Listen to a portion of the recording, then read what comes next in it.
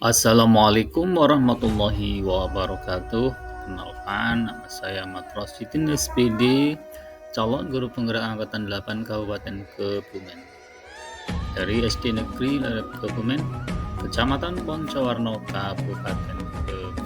Video kali ini berisi tugas koneksi antar materi, modul 1.4 budaya positif. Keterkaitan antara modul 1.1, 1.2, 1.3, dan 1.4. Perkenalkan, yang pertama Ibu Ratnawati Tri Utami SPD MPD selaku fasilitator, yang kedua Matros Sidin SPD, calon guru penggerak angkatan 8 Kabupaten Kebumen, dan yang ketiga Ibu Puri Ariyanti SPD SD selaku pengajar praktek. Keterkaitan antar materi modul 1.1 yang berisi filosofi pemikiran Ki Hajar Dewantara, modul 1.2 nilai dan peran guru penggerak, modul 1.3 visi guru penggerak, dan modul 1.4 budaya positif. Tujuan akhir dari modul 1.1, 1.2, 1.3, dan 1.4 adalah implementasi profil pelajar Pancasila yang ada 6 indikator. Yang pertama, beriman dan bertakwa kepada Tuhan Yang Maha Esa dan berakhlak mulia. Kedua, kreatif. Ketiga, gotong royong. 4, berkebinekaan global. 5, bernalar kritis. Dan yang keenam, mandiri. Filosofi pemikiran Ki Hajar Dewantara. Pendidikan adalah menuntun segala kodrat yang ada pada anak, baik zaman dan alam, agar mereka menjaga keselamatan dan kebahagiaan di dunia dan akhirat. Pendidikan menghamba pada murid. Pendidikan berpihak pada murid sesuai dengan kemampuan dan bakat murid. Guru ibarat petani, sekolah ibarat lahan, dan murid ibarat benih. Petani hanya bisa menuntun tumbuhnya benih dengan merawatnya.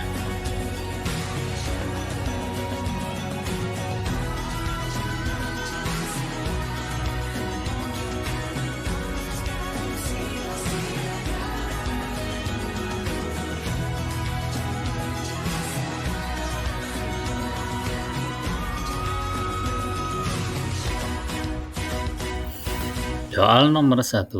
Sejauh mana pemahaman Anda tentang konsep-konsep inti yang telah Anda pelajari di modul ini, yaitu disiplin positif, teori kontrol, teori motivasi, hukuman dan penghargaan, posisi kontrol guru, kebutuhan dasar manusia, keyakinan kelas, dan segitiga restitusi. Disiplin positif. Disiplin positif merupakan pendekatan mendidik anak untuk melakukan kontrol diri dan pembentukan kepercayaan diri. Nilai kebajikan dan keyakinan kelas. Tujuan mulia di sini mengacu pada nilai-nilai dan prinsip-prinsip mulia yang dianut seseorang. 3. Posisi kontrol. Posisi kontrol diantaranya 1. Pemberi hukuman. 2. Pemberi rasa aman, rasa bersalah. 3. Pemantau. 4. Teman. Dan yang terakhir sebagai manajer. Kebutuhan dasar manusia diantaranya bertahan hidup, kasih sayang dan rasa diterima, penguasaan, kesenangan, dan kebebasan. Adapun segitiga restitusi diantaranya menstabilkan identitas, validasi tindakan yang salah, dan menanyakan keyakinan. Soal nomor 2, perubahan apa yang terjadi pada cara berpikir Anda dalam menciptakan budaya positif? Jawabannya, setelah mempelajari modul ini, saya berpikir bahwa untuk menciptakan budaya positif di kelas maupun di sekolah yang aman, nyaman, positif, berdasarkan keyakinan kelas atau sekolah yang diyakini bersama. Perubahan lainnya bahwa posisi kontrol saya yang selama ini sebagai penghukum atau membuat rasa bersalah ternyata banyak kurang tepat untuk mewujudkan disiplin, sehingga saya perlu merubah menjadi posisi kontrol sebagai manajer dan menerapkan segitiga resti itu. Soal nomor 3, pengalaman seperti apakah yang pernah Anda alami terkait menerapkan konsep-konsep? Pengalaman yang pernah saya alami dalam penerapan konsep melalui modul positif, ketika saya mempunyai keinginan untuk menyelesaikan permasalahan atau disipliner siswa dengan memposisikan diri sebagai manajer. Terkadang sikap saya berbenturan dengan budaya sekolah yang terbiasa menghukum siswa sebagai langkah jika membentuk disiplin. Maka dari itu, saya memerlukan suatu pendekatan khusus dalam mensosialisasikan hal ini kepada rekan sejawat dan kepala sekolah. Pertanyaan nomor 4, bagaimana perasaan Anda ketika mengalami hal-hal tersebut? Perasaan saya ketika mengalami hal tersebut adalah merasa lebih tertantang untuk mengimplementasikan posisi guru sebagai manajer dan menerapkan segitiga restitusi khusus tim disipliner siswa.